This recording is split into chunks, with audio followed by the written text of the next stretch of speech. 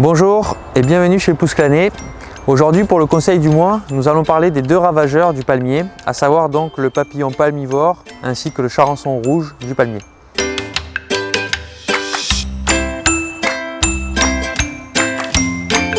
Le but de ce conseil, ça va être de vous apprendre à reconnaître ces deux insectes ainsi que les différents symptômes observables sur vos palmiers.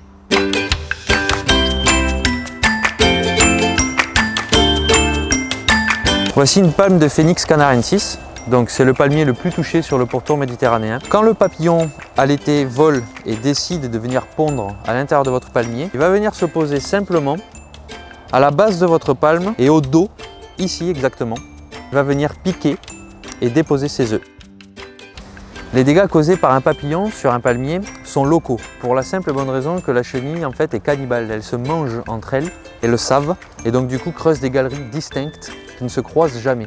C'est pour ça que souvent on trouve des affaissements sur le côté droit, le côté gauche de votre palmier, aux endroits en fait qui sont traversés par les galeries de la chenille. Si vous voyez des jaunissements sur les palmes, érigées du centre, si vous voyez de la bourre, c'est les déjections en fait de la chenille. Donc si vous voyez ces différents symptômes sur votre palmier, il faut agir en urgence et se tourner vers un professionnel, car ces chancres créés par la chenille peuvent être très attractifs, peuvent vous faire venir d'autres papillons, pire, peuvent vous faire venir le charançon.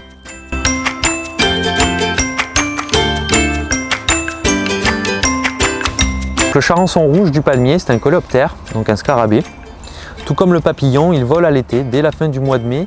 Il est observable dans votre jardin si vous passez un peu de temps dehors. Il est tout aussi grossier car il fait du bruit, il vole doucement, il est rouge qui plus est. À l'été, c'est le moment des accouplements. Une fois que la femelle du charançon est en disposition pour pondre, elle vient se poser comme le papillon à la base de votre palme, sauf que cette dernière va venir pondre sur le dessus du rachis.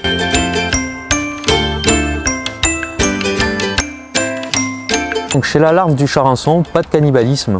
Elles convergent toutes vers le cœur du palmier en creusant leur propre galerie afin de pouvoir se nourrir. Une fois qu'elles ont assez mangé, elles tissent leur cocon pour pouvoir muter et se retransformer en scarabée. Une fois que le cœur du palmier est atteint, le principal symptôme et le seul malheureusement qui peut être très rapidement fatal que vous pouvez observer, c'est le jaunissement des palmes du cœur qui sont le plus érigées au centre ainsi que l'inclinaison de la tête de quelques degrés. Si vous voyez ça sur votre palmier, il faut s'alarmer immédiatement, faire venir un professionnel de suite pour pouvoir effectuer des purges des poches, des assainissements et des traitements conséquents pour essayer d'éradiquer un maximum d'insectes à l'intérieur de votre palmier. Sur un palmier de taille moyenne, si on n'agit pas rapidement sur les poches creusées par la larve du charançon ou sur la population d'insectes qui vit à l'intérieur, quelques semaines suffiront pour que votre palmier meure. Si jamais cet été vous observez l'un ou l'autre des insectes, si jamais vous observez les différents symptômes évoqués dans cette vidéo, n'hésitez pas à faire appel à un professionnel pour prendre un rendez-vous afin d'avoir un diagnostic un peu plus précis pour éviter la mort de votre palmier.